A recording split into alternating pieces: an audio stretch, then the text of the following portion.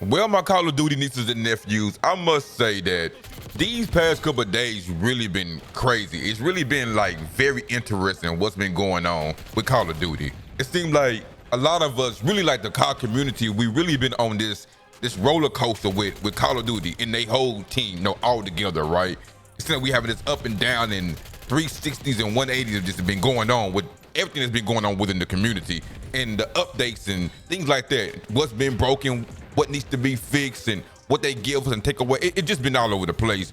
But I do want to say thank y'all for pulling up on y'all Call of Duty Uncle. It's really, really appreciated. And I know we're just getting into the video, but a like would definitely be appreciated as well if y'all enjoy today's content, as we move further along. But I don't want to hold y'all no longer. Let's dive in and dissect what's been going on. So let me just start off with this. Let's start off with the elephant in the room, man. We're going to be talking about the playlist update that we did get yesterday. And this update is only from June 11th through the 18th. And honestly, this update didn't do anything. This playlist update didn't do anything. It's really the exact same thing. But here's the kicker and why a lot of people are really upset. It is like nothing changed, because the main thing that solo players for sure, what they wanted is that they wanted solos to be in the normal battle royale. And with this update, they didn't get that. It's only duos and only quads on Verdansk, and really, in my opinion, that's like a slap in the face. And I know Call of Duty got their own perspective and their own ideas on how they try to do things. Maybe they're trying to tackle other things that they need to be fixing on more compared to a solos, right? They not even trying to worry about that, in my opinion, right now, which is why it's not even available to even be played. And that really left a lot of people mad. A lot of players is really upset about that, because they really just feel like the box is trying to take over. Like they're trying to push the box on us, so to speak. I just want to go over a couple people who really showed their frustration. And that first person is going to be Burger. Burger tweeted and he said this: "You collected feedback," which they did say they're going to collect feedback, see how everybody feels. When they did drop the update, a whole week ago. And he says, "And to choose to give zero update about your plans for solos." Again, everybody want to play solos in regular BR, not with the box. Me, I don't mind, right? I can still play with the box, but it still should be available for normal BR, like I said. He goes on to say this also: "You know how upset some players are," and I ain't gonna say some, I'm gonna say a big majority of them. "So drop a picture to update them on their favorite mode. No statement, tweet, nothing. It feels like you just did this." And he just gives the middle finger, which he do feel like Raven Software and the whole squad just gave the whole community the middle finger.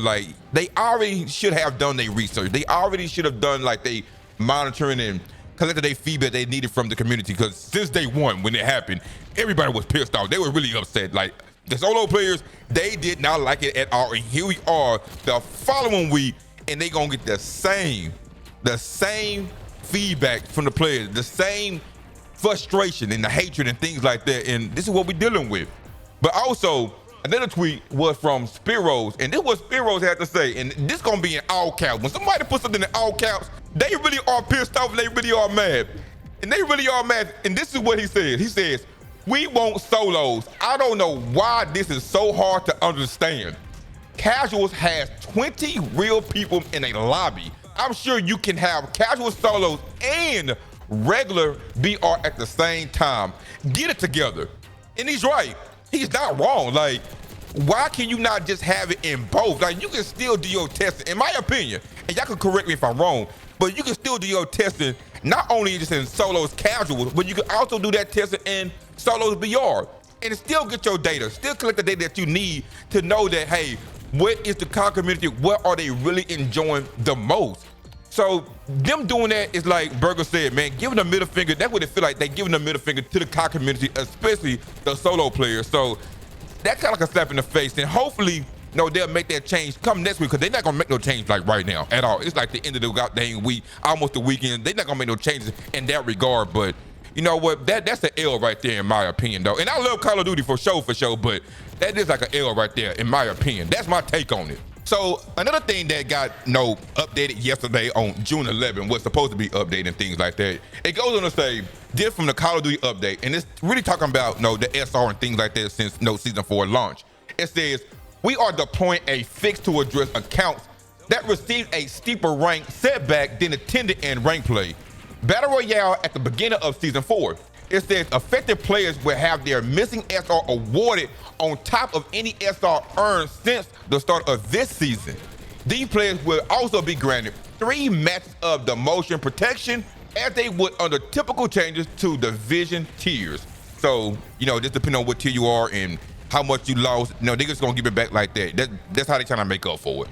It says, some players may not see these changes reflected right away while the update rolls out or until a match has been played. That all sounds good. They trying to help out, especially when people not just like regular people, but people who really play rank play and having to deal with so many cheaters, and they are losing, they SR due to losing their matches and getting killed and getting kicked out of the game and all that bull crap, right? But this is what Charlie Intel had to say about this, because he did put a subtweet to this or reposted this out. And he goes on to say, Warzone rank play did get an update today to fix an issue where players were at a lower rank at the start of season 4 than intended, because a lot of players, they was at a lower rank than they was intended. It was like they went back when they really should be going forward, and all that bull crap, and it had them at a lower tier where they shouldn't be. And then he says, but they straight up, talking about the whole Call of Duty team and them, right? He says, they straight up have given players the SR difference up to 5,000 SR, sending a lot of people into the top 250. Now, hit me out on this. And I don't play a lot of rank play. I just keep my ear low to the Call of Duty streets, right? So how I feel about this, they just put people in the top 250, or they gave them so much SR, it just put them up there. Now, it's a good thing that they trying to bless people game. They trying to bless people and trying to award them for the thing that they lost, right? And then also trying to compensate them.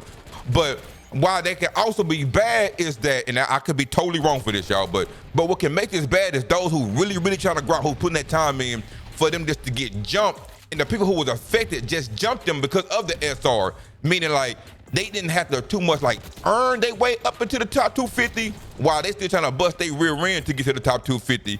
Now, I could be looking at this totally wrong, and y'all please correct me if I'm wrong, but that's just how I'm looking at it. So again, this is a good thing because they trying to award people, but at the same time, it could be a bad thing for those who really trying to bust their rear end and maybe got kicked out of the top 250 for those who got that extra boost of SR, which everybody really should be compensated, but that's just I don't know. It just depends on what kind of side of the spectrum you on in that regard, though. But let me know in the comment section how you really feel about that. All right, then, so let's move further along, though. So we're gonna talk about another update that happened, which was very, very much needed because it's something that should have never been broken in the first place. They tweeted out and said, a small update is rolling out now that allows the monolithic suppressor to be equipped to the LC-10, the FFAR, and also the Exodus model number 7. It says, players may need to restore Call of Duty to obtain the latest update. So I'm pretty sure by now, everybody who been playing the game, y'all should have already had an update from yesterday. And so you have to go through all that little bitty stuff right there, though, which, that's good, right? But the issue is they had to put out a tweet again, and this is kind of like what they're talking about right now as of today. It says, update. We are tracking an issue that prevent players who unlock the monolithic suppressor via the Season 3 Battle Pass from equipping it to the LC-10, the FFAR, and also the Exodus models number 7. Now, again, everybody is not experiencing this. It's just certain players or some players in general. I don't know what the percentage is. That's neither here or there. It is the fact that it can be, even if it's one player, somebody is experiencing not being able to equip the monolithic suppressor. And they said they are tracking this. But it's yesterday they said they put out a fix, right? They put out an update and things like that. But here we are, people are still dealing with that same issue. That's something that's supposed to have been fixed. Now, I get it. Everything can't be fixed. Things will be broken. We will be running into issue, but it's dang, bro, why? Right? It's people look at this company as being a $1 billion company, and they run into so many issues as if they don't have enough players, or they really not giving a darn, or they not really putting their all to get this stuff fixed. I don't know. I'm not no developer. I have no idea whatsoever, but this is just some of the things that we have to face, and it kind of sucks, though. Now, from aside the update that we got from yesterday and some of the day, we did get some patch notes for June 12th, and also, I have another daughter, my older daughter. Can y'all please tell her happy birthday? It'd be greatly appreciated. We get a hashtag, happy birthday, daughter, down in the comment section. But let's move further along for the June 12th patch note that we have only for zombies and no multiplayer. We didn't get anything for Warzone, but this general stuff right here, this global stuff right here, will be for Warzone as well, though. So just keep that in mind. But just no specific patch notes for Warzone. Now for the global thing, it goes on to say for the gunsmith For the Exodus model number 7, it said they addressed the issue where the rapid fire mod was not functioning as intended. Now they fixed it. Hopefully it stay fixed. No, that's a good job on that one. Then for the graphic, it says they addressed the issue where the numbers Woods operator skin for Woods would appear bright red in the lobby. That bright red, I'm pretty sure it was annoying for a lot of people. It was like really distracting, and it's not good for your eyes. Again, it could be minor for some people, but for other people, it could be a major thing. So good job they did fix that.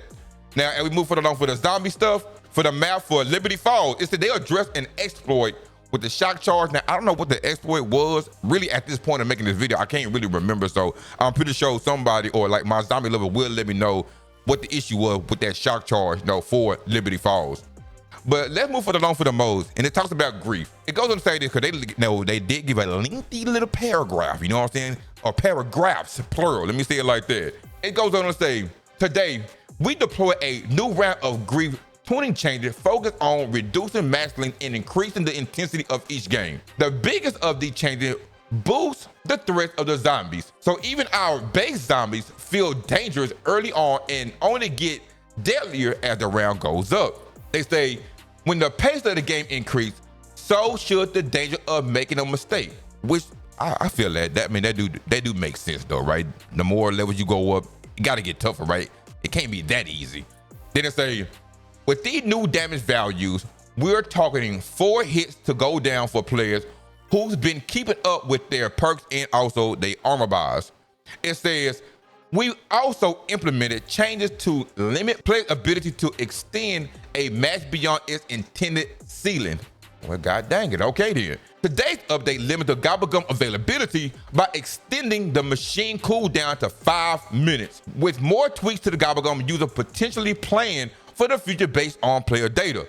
Salvage drops have also been reduced from 100 to 50 per pickup, and then the chopper gunner and the mutant injection can no longer drop from special and elites as well.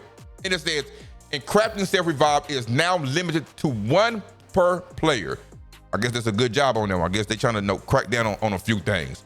They also say this should all result in more intense sessions for everyone and ideally fewer multi-hour matches. And then they give like a laughing emoji right there. So hey, they laughing, right? And then it says, like you, we also been bummed about AFK player in our matches and we'll now kick them out sooner. Good, because it really be a waste of time, a waste of spot and things like that. So them getting them out even sooner, I must agree with that. That is a W right there. They also say, we got more updates in testing and the team is continuing to work on making all grief more impactful. Until then, jump in and let us know how these changes are feeling once you've got a few matches under your belt. P.S. For those unaware, each victory in the Capture Zone awards that team 2,000 essence, so get on it. Man, great job. Great job. And that wasn't lengthy, but no, they gave their feedback on things like that, so no, good job in that regard. Then, no, for the long here, it says, enemy-based melee damage against players now escalates faster than standard zombies modes. Then it goes on to give a brief description right here. Started at round 1, enemy will do increased melee damage 1.5x, right? So 1.5 times in grief. Enemy melee damage will continue to scale to a maximum scalar of 4 times after round 20. Increased Gobblegum machine cooldown to 5 minutes. Salvage pickup value reduced from 100 to 50, which it's still up there. Then self-revive, crafting limit reduced to 1 per person. And then the chopper gunner, talked about that stuff that we talked about up here in a section. Then also for AFK players, we talked about that as well. But it does say it does kick them out after 60 seconds of inactivity. So big W on that one.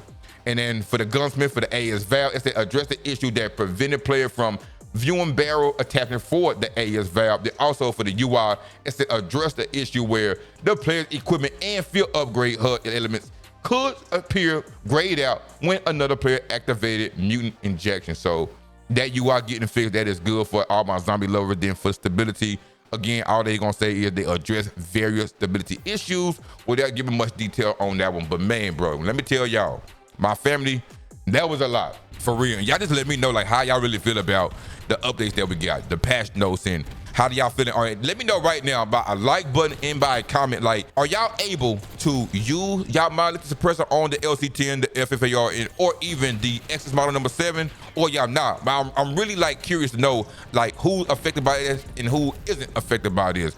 But my Call of Duty nieces and nephew, that's gonna wrap up today's video, man. That was crazy.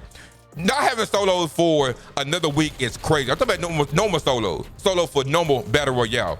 That's hella wild. But y'all give me your thoughts on how y'all really feel about everything down in the comment section. But if y'all did enjoy today's content, then consider subscribing to the channel to stay up to date with all things related to Call of Duty content, especially since Call of Duty Black Ops 7 knows some more leaks will be dropping, and I will be covering that as well. Hey, and it'd be nice for y'all to show y'all Call of Duty uncles some love as well. And also have y'all be a part of this community. And I highly recommend y'all watch the next video that YouTube recommends to you all. Thank you all for watching, and remember to eat good and sleep good. One love.